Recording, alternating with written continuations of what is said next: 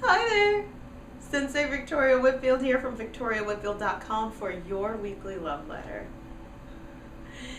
This week we get to talk about dealing with disappointment! Yay! Oh God, yeah, let's do this. Oh my gosh, disappointment. So have you ever had a project not work out the way that you were expected to? Maybe the business failed, the relationship failed, or you asked someone to do something, or you delegated something to another person and it didn't work out. They didn't do it the way that you wanted to, or you put so much work and effort into this project or paper or exam that you had to take, and comes back or goes through and nope, doesn't look like what we were hoping for. Or you sent out your college essay and nope, you got a rejection. Or you working out, eating clean as best as you can. You get on the scale, nope. Disappointment, oh yeah, failure, delicious. Oh my gosh, I feel you first and foremost. So like if you're feeling I'm struggling with that, this is not to make fun of you. I'm laughing because I'm in the mud with you, just feeling you strongly. So my heart is so open to you right now. We're going to talk right into this. Source is saying that we have a tendency to ruminate and really draw out the failure with guilt and disappointment and chewing on it like a cow chewing on cud. Cud is the stuff that comes out of all of her stomachs. What is it, like 8 of them? No? So that she can continue the experience of getting through all of that grass for hours and hours and hours on end. You don't need to be in that process. That's what the Spirit is saying. It's one way to approach failure and disappointment is to draw it out and say, this is exactly why I suck. La la la. How many ways can I be horrible?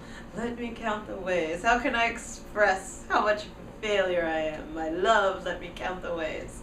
No, Shakespeare. Stop it. Stop.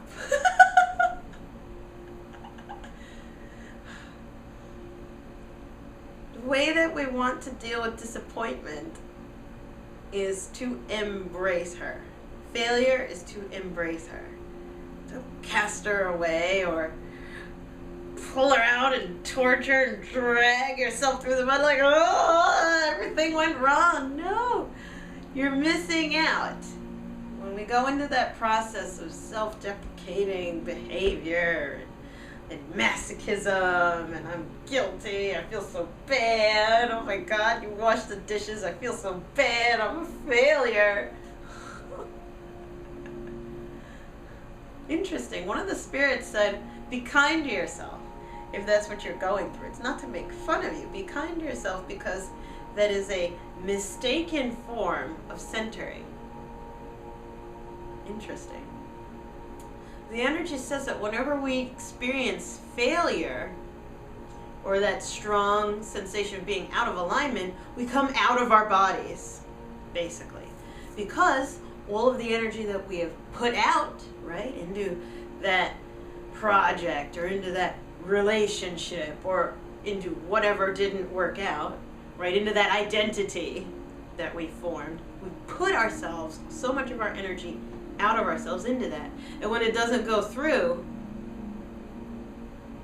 we're outside of our bodies. So guilt, disappointment, and all of that negative rumination is a mistaken and low vibrational way of centering, coming back to a sense of self through masochism. Very interesting. we see that you're trying to come back to center and recreate your identity after failure through guilt. Like, oh, I know who I am because of what I am not.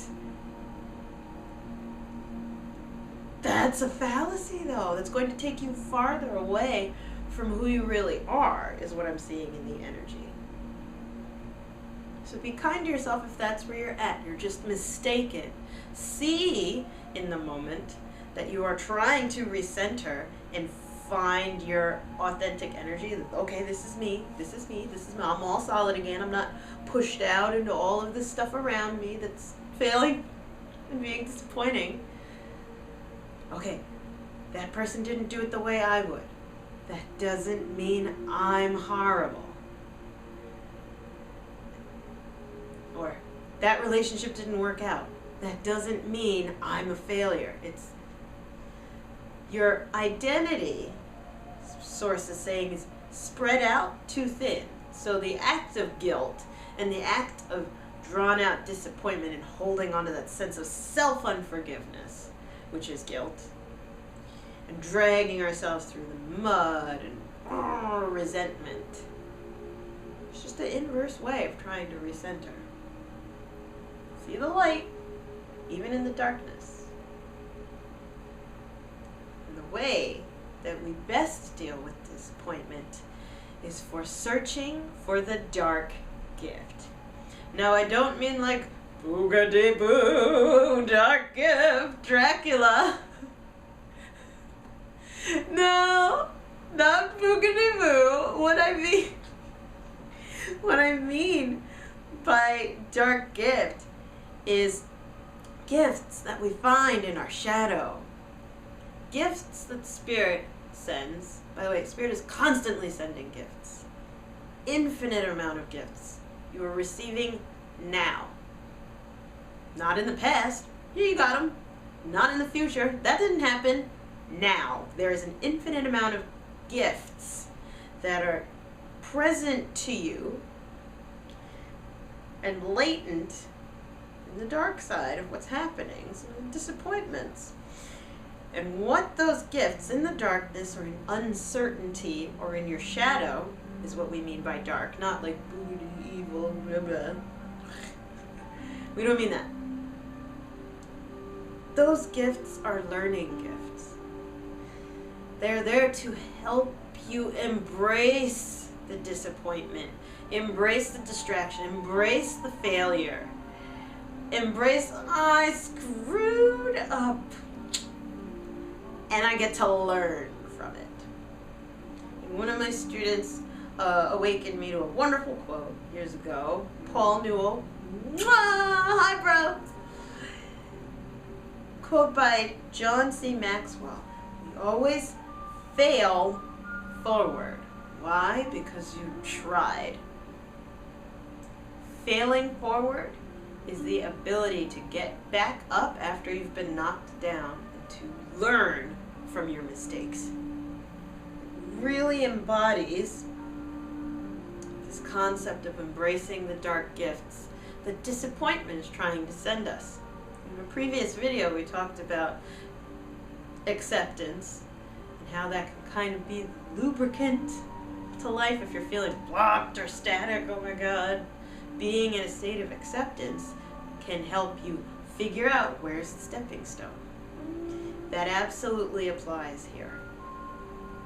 Because in our disappointments, when things don't work out, there's always a way to look back at the process and see, how could that have gone better? And if it couldn't have gone better, what do I need to know right now? What am I supposed to learn in this moment?